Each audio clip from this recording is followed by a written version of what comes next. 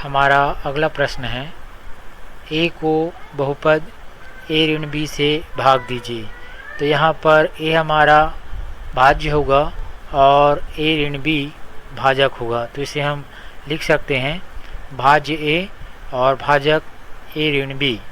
चूँकि बहुपदों का भाग हेतु हम दीर्घ विभाजन विधि का उपयोग करते हैं, जिसका पहला चरण कहता है भाज्य और भाजक के पदों को उनके चरों के घातों के अवरोही क्रम में व्यवस्थित करना। तो यहाँ पर हम देख पा रहे हैं भाज्य में ए की घात 1 है और भाजक में यहाँ पर ए की घात 1 है और यहाँ पर ए की घात 0 है।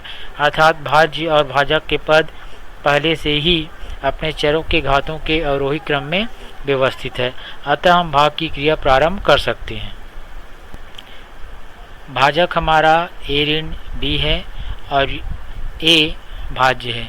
तो दीर्घ विभाजन विधि के अगले चरण के अनुसार हम भाज्य के प्रथम पद ए को भाजक के प्रथम पद ए से भाग देंगे।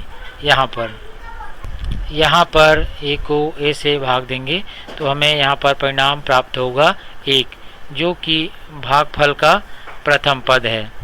अब दीर्घ विभाजन विधि के अगले चरण के अनुसार हम प्राप्त भागफल का भाजक ए ऋण बी से गुणा करेंगे। भागफल 1 का भाजक ए ऋण बी से गुणा करने पर हमें गुणनफल ए ऋण बी प्राप्त होता है। इन पदों को हम यहाँ पर लिख लेंगे ए ऋण बी। अब चूँकि भाग की क्रिया में हम घटाते हैं, तो घटाने पर नीचे हमने जो बहुपद लिखा है अभी ए ऋण बी, इनके चिन्ह बदल जाएंगे। ए के सामने कोई चिन्ह नहीं है, मतलब ये धनात्मक है, और बी का चिन्ह ऋणात्मक है, तो दोनों के चिन्ह जो है बदल जाएंगे और क्रमशः हम इसे लिखेंगे ऋण और धन। यहाँ का धन चिन्ह ऋण में और ये ऋण चिन्ह धन में बदल गया। उसके बाद हम घटाने की प्रक्रिया करेंगे। तो यहाँ पर देखिए ए यहाँ पर धनात्मक है और यहाँ पर ए ऋणात्मक है, तो दोनों के चिन्ह विपरीत हैं, अतः दोनों पद कैंसिल हो जाएंगे और इसका परिणाम हमें प्राप्त होगा यहाँ पर 0। इसी क्रम में हम आगे बढ़ते हैं। यहाँ पर कोई भी पद शेष नहीं है और यहाँ पर b यहाँ पर धनात्मक है, अतः ये पद यहाँ पर नीचे आ जाएगा। इसे हम लिखेंगे धन b। तो यहाँ पर हम देख पा रहे हैं ये जो हमें परिणाम प्राप्त हुआ, इसमें a की अधिकतम घात 0 है, जो कि भाजक की घात से कम है।